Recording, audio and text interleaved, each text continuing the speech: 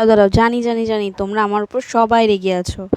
আসলে আমার ফোনটা না খারাপ হয়ে গিয়েছে, তার জন্য ভিডিও আপলোড করতেই পারছি। ভিডিওগুলো গ্যালারিতে পড়ে আছে, কিন্তু সেগুলো আর এডিট করা হচ্ছে না, কারণ স্টোরেজ ফুল। তো যাই হোক, আমি জানি তোমরা আমার পাশে থাকবে, আশা করছি তোমরা আমার সবাই পাশে থেকো। আমি আস্তে আস্তে ঠিক ভিডিওটা দেবো।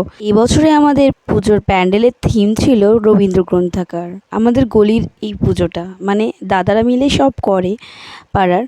তো কেমন হয়েছে জানিও। অনেক অনেক বই কালেক্ট করেছি আমরা সবার কাছ থেকে, আমরা নিজেরাও দিয়েছি, দাদারাও দিয়েছে। তো তারপর কিছু খেলার আয়োজন করা হয়েছিল বাচ্চাদের জন্য, আমাদের জন্য, মেয়েদের জন্য।